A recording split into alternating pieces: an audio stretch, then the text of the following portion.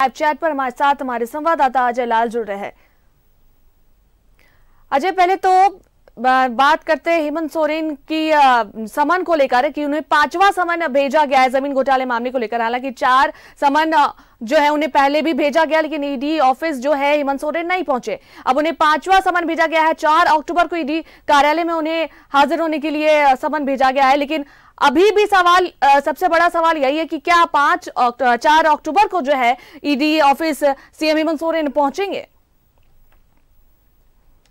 देखिए अनुष्का, ये बड़ा सवाल इसलिए भी है कि क्या 4 अक्टूबर को 10:30 बजे, जैसा कि ईडी के समन में कहा गया है कि आप 4 अक्टूबर को दिन के 10:30 बजे ईडी कार्यालय में आप आए और पूछताछ में शामिल हो। ये पूरी तरह से राज्य के मुख्यमंत्री हेमंत सोरेन के जो लीगल टीम है, जो उनके एडवाइजर हैं, जो उनके अधिवक्ता हैं, उनसे क्या उन्हें सलाह मिलती है, उसके बाद ही ये सब कुछ तय होगा कि राज्य के मुख्यमंत्री हेमंत सोरेन ईडी के समन के बाद ईडी कार्यालय जाएंगे या नहीं। देखिए उनके अधिवक्ता क्या कहते हैं, उनके लीगल की टीम के लोग क्या कहते हैं, उसके बाद ही सब कुछ निर्भर होगा। और एक चीज़ और भी कि हाईकोर्ट में ऑलरेडी राज्य के मुख्यमंत्री ने अपनी एक याचिका दाखिल कर रखी है, जिसमें कहा गया है कि संविधान के धारा का उल्लंघन है, जो मौलिक अधिकार होता है राज्य के नागरिक का, देश के नागरिक का। सबसे पहले ये उन्होंने कहा है अपनी याचिका में कि उन्हें यह जानकारी नहीं है कि किस गुनाह के एवज में उनसे पूछताछ की जा रही है। आईपीसी की धारा यह कहती है कि यदि कोई इंक्वायरी टीम, यदि कोई जांच एजेंसियां किसी को पूछताछ के लिए बुलाती है तो उसको ये पहले बताना होगा कि अमुक अमुक मामले में आपसे पूछताछ होनी है। राज्य के मुख्यमंत्री ने इसी आधार पे हाईकोर्ट में याचिका दाखिल की है, क्योंकि अभी 4 अक्टूबर में वक्त है। आज करीब मुझे लगता है कि 3-4 दिन इधर और 4 दिन, 1 सप्ताह से ज्यादा का वक्त है। इस बीच क्या कुछ होता है? क्या इस बीच एक संभावना यह भी है कि हाईकोर्ट, माननीय हाईकोर्ट राज्य के मुख्यमंत्री हेमंत सोरेन की याचिका को इंटरटेन करे और उसके बाद क्या फैसला होता है उस पर निर्भर करता है। और यदि 4 अक्टूबर के पहले मुख्यमंत्री की याचिका पर हाईकोर्ट को इंटरटेन नहीं करता है तो उसके बाद ये पूरी तरह से राज्य के मुख्यमंत्री के अधिवक्ताओं की सलाह के बाद ही उनका रुख तय होगा कि वो जाएंगे या नहीं जाएंगे।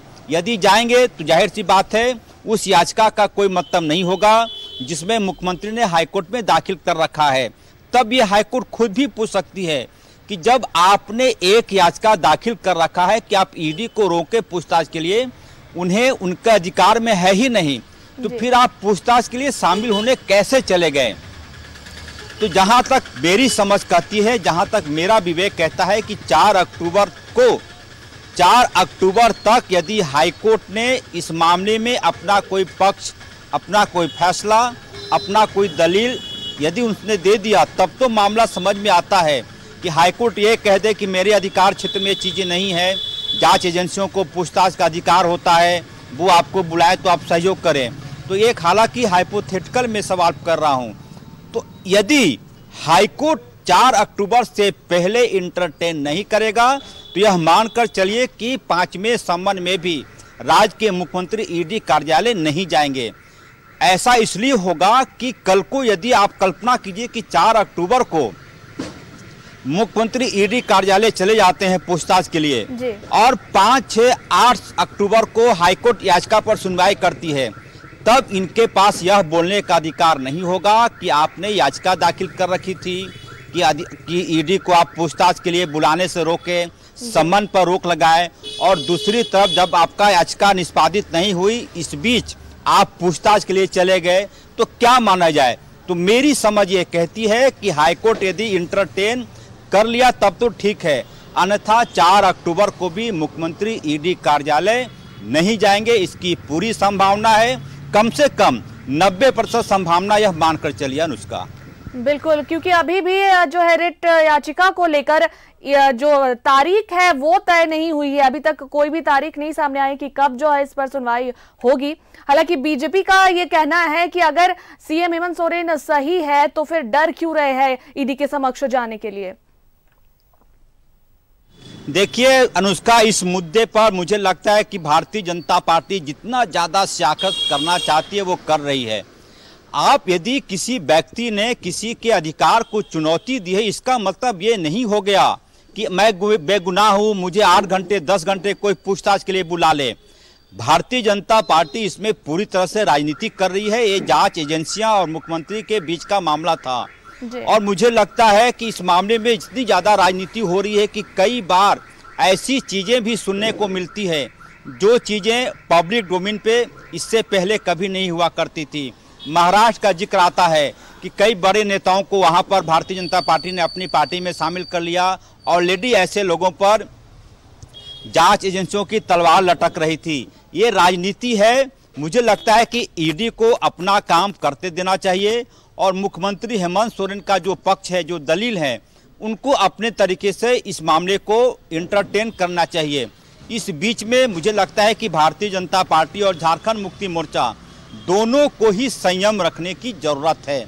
इस मामले में सियासत होगी, इस मामले में राजनीति होगी तो कई ऐसी बातें खुल जाएंगी जो कि अब तक पब्लिक डोमेन में नहीं है। कई तरह की बातें हैं। तो मुझे लगता है कि राजनेताओं को ये सगल होता है। यदि राजनीति में कोई व्यक्ति राजनीति ना करे तो ये माना जाता है कि उसकी अंतिम पारी की शुरुआत हो गई है। तो भारतीय जनता पार्टी ज़्यादा से ज़्यादा कोशिश कर रही है कि ईडी के समन वाले मामले को किस प्रकार से पोलिटिकलाइज करके अपने पक्ष में हवा बनाया जाए। अन्यथा आप देखेंगे बाबूलाल मरांडी का संकल्प सभा, हर सभा में उनका पूरी की पूरी, आप यदि उनका आधा घंटा का भाषण होता है, 30 मिनट का भाषण होता है तो 20 मिनट वो राज्य सरकार के खिलाफ बोलते हैं, हेमंत सोरेन के खिलाफ बोलते हैं। नियम ये कहता है, कायदा ये कहता है, यदि राजनीति ना हो तो फिर ये माना जाता है कि राजनेताओं की पारी बहुत लंबी नहीं चलती। लिहाजा राजनीति करने का अधिकार भारतीय जनता पार्टी को भी है, झारखंड मुक्ति मोर्चा को भी है, कांग्रेस को भी है, आरजेडी को भी है, तमाम ऐसी पार्टियों को है उन्हें लगता है कि इस मामले से उन्हें थोड़ा भी फायदा दिखेगा वो राजनीति करेंगे।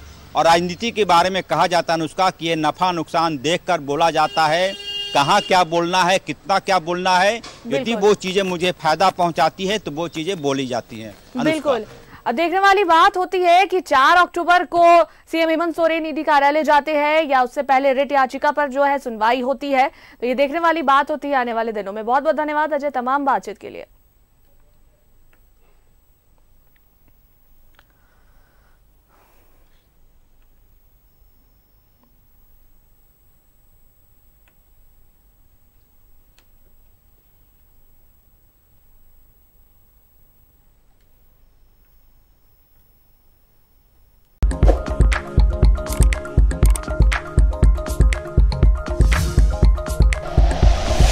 Like and share videos, subscribe करें हमारा चैनल और प्रेस करें बेल आइकॉन। News 11 भारत, सच है तो दिखेगा।